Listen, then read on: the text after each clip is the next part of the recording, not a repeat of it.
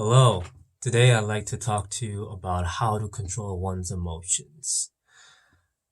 Everyone wishes to succeed, everyone wishes to make it big. However, once this becomes an obsession, that ironically has the opposite effect and creates a very fragile mentality.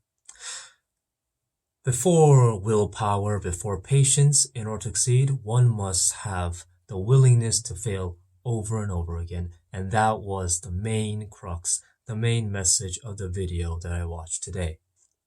According to the professor in the video, in order to be able to withstand the pressure of failing over and over again, what's important is resiliency. For anyone and everyone, a crisis always arrives. And when that happens, we can be categorized into one of two cases. The first case is when we despair and give up and when are unable to get back up again. The second is if we take the crisis, take it as an opportunity and shoot back up, consider it leverage and become better than we were before. That is the second case. The ability to take crises and take it as an opportunity is what the video's author, the professor in the video calls resiliency. And making this ability yours and nurturing this ability is the main part, the main message, the main focus of the speaker in question. A crisis always hit. The world is equal and that is unfair to everyone, and the crisis always comes about. However, how we respond to this crisis and how much we can take away from the crisis all depends on what kind of stance, what kind of mental posture we have. However, in order to understand this, we must first look at the brain. Here we look at two parts of the brain, the medial prefrontal cortex and the amygdala.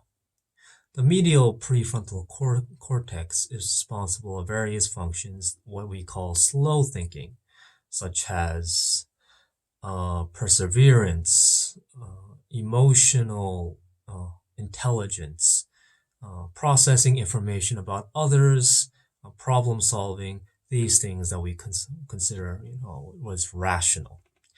The amygdala, on the other hand, is a type of fear tracker, and it's what activates when we act instinctively. Rage, fear, sadness. These are the kind of things that activates the amygdala. The problem is that the modern man is always under stress, always under severe pressure, which results in the amygdala constantly being activated. And relatively speaking, the medial prefrontal cortex is suppressed. To put in other ways, we are constantly living in fear, living in stress, and this inhibits rational thought, while the instinctive parts of our brain, the amygdala, is always active.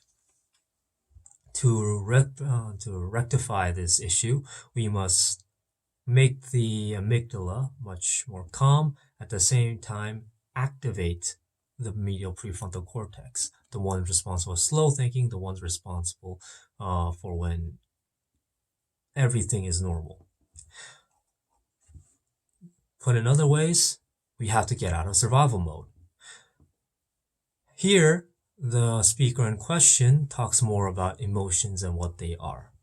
We can presume that emotions are mental faculties and that they are mental phenomenons unrelated with the physical realm in question. However, going after the scientific way, emotions are strictly a physical, in other words, a body phenomenon, according to the professor. Therefore, in order to control our emotions, rather than changing our thoughts and making good vibes, we must learn to make bodily phenomenons, bodily changes. And the most effective and most known way of controlling one's emotions using bodily activity is meditation. By relaxing our muscles and controlling our breathing, we can, to some extent, make our amygdala deactivated, much less active. Watching this video, I was struck by how many just very interesting mechanisms that are in our brain, even though it's just the surface level of what I guess we can know about our brains. Especially, I was very surprised to learn that all the emotions that we feel are essentially just various expressions of one emotion, which is fear. Fear is the base emotion in the human mind, and it made me think that the human, I guess, the organism animal, is strictly concerned with self-preservation. From this video, I was able to learn much more about my brain, as well as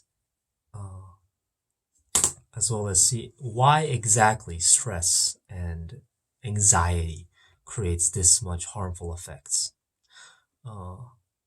such as, I guess, insomnia, headaches, these kind of symptoms that have plagued me throughout my life. And I believe that the kind of a very active amygdala was one of the reasons for all these problems. Therefore, moving forward, I still wish to succeed, but in order to do so, I'll practice affirming myself as well as others, and at the same time, try to calm my amygdala through meditation. Thank you for watching. I hope you have a wonderful day.